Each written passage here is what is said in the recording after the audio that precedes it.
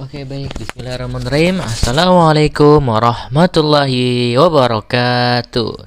Teman-teman kelas 6 Hamzah yang Ustadz sayangi dan Ustadz cintai kan Allah. Alhamdulillah segala puji bagi Allah. Pada kesempatan kali ini kita belajarnya lewat video kembali ya.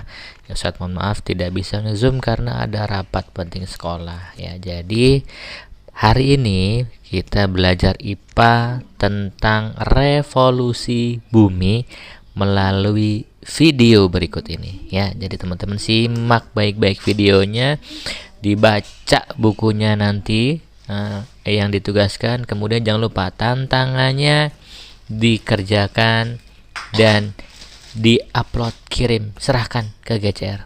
Oke, baik, selamat menikmati.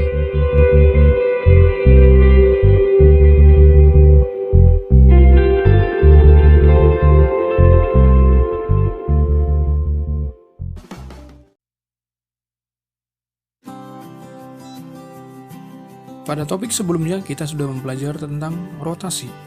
Selain berotasi, bumi juga mengalami revolusi. Revolusi adalah perputaran bumi mengelilingi matahari.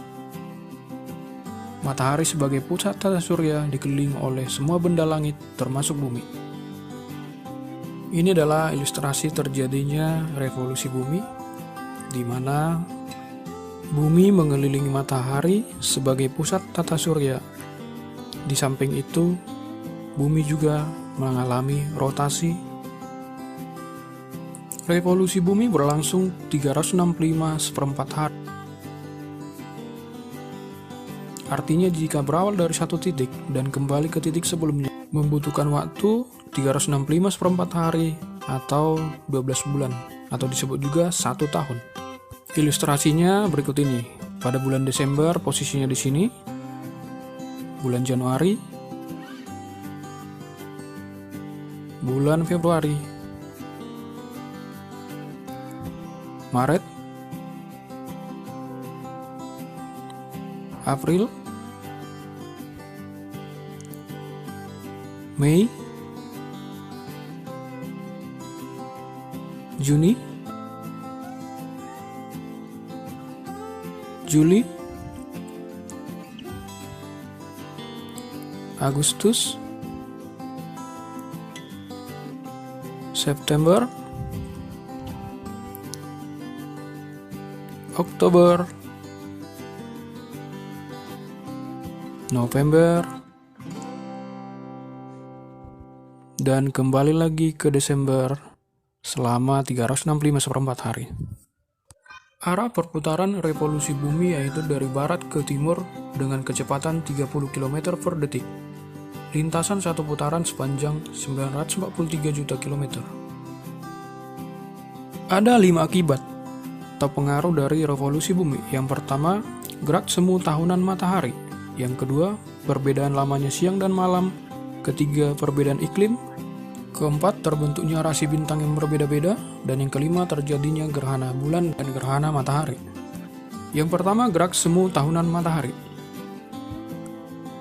Dalam sekali revolusi atau 1 tahun, matahari seolah-olah berpindah atau bergerak. Padahal, bumilah yang berpindah posisi di lintasan orbitnya pada bulan-bulan tertentu. Pada tanggal 22 Desember sampai 21 Juni, posisi matahari bergeser ke belahan bumi utara. Kemudian mulai tanggal 21 Juni sampai 22 Desember, bergerak kembali ke belahan bumi selatan.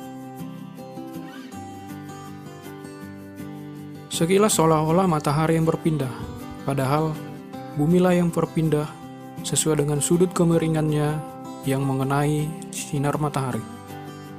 Ini adalah ilustrasi perpindahan posisi matahari. Tanggal 21 Juni sampai 22 Desember, matahari bergerak ke belahan bumi selatan, di mana saat berpindah ke selatan, pada tanggal 23 September berada tepat di Khatulistiwa. Kemudian mulai tanggal 22 Desember kembali bergerak menuju belahan bumi utara hingga tanggal 21 Juni.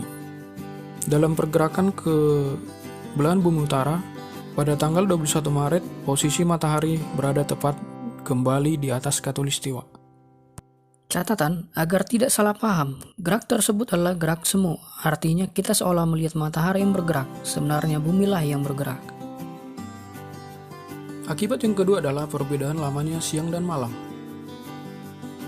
Ketika posisi matahari di utara bumi, maka daerah di sekitar belahan bumi utara mengalami durasi siang lebih lama daripada malam. Sedangkan daerah di sekitar belahan bumi selatan mengalami durasi malam lebih lama daripada siang. Demikian sebaliknya ketika posisi matahari di selatan bumi, maka daerah di belahan bumi selatan mengalami durasi siang lebih lama daripada malam, sedangkan daerah di sekitar belahan bumi utara mengalami durasi malam lebih lama daripada siang. Akan tetapi ketika posisi matahari tepat di ekuator, maka lamanya siang dan malam relatif sama. Akibat yang ketiga adalah perbedaan musim. Gerak semu tahunan matahari menyebabkan perbedaan musim di antara belahan bumi.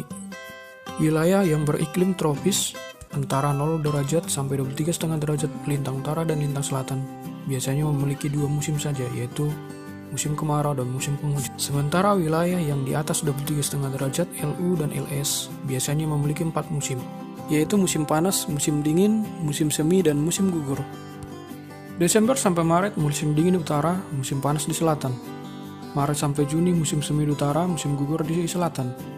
Juni sampai September musim panas di utara, dingin di selatan. Dan September sampai Desember musim gugur di utara dan semi di selatan.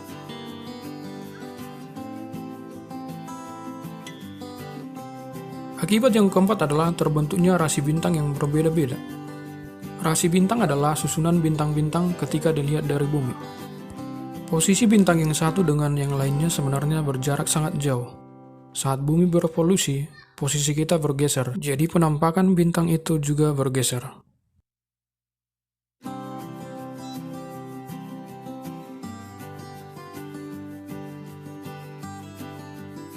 Akibat yang kelima adalah terjadinya gerhana bulan dan gerhana matahari. Kita ketahui bahwa saat bumi mengelilingi matahari, bulan juga berada di posisi mengelilingi bumi. Jadi ada saat-saat tertentu di mana matahari, bulan, dan bumi berada pada satu garis lurus, atau matahari, bumi, bulan berada pada satu garis lurus. Contohnya pada posisi ini matahari, bulan, dan bumi berada pada satu garis lurus, maka terjadilah gerhana matahari. Sedangkan jika posisi matahari, bumi, dan bulan berada pada satu garis lurus, maka terjadilah gerhana bulan. Demikianlah pelajaran kita tentang revolusi bumi dan akibatnya. Semoga bermanfaat, selamat belajar, jangan lupa subscribe, terima kasih.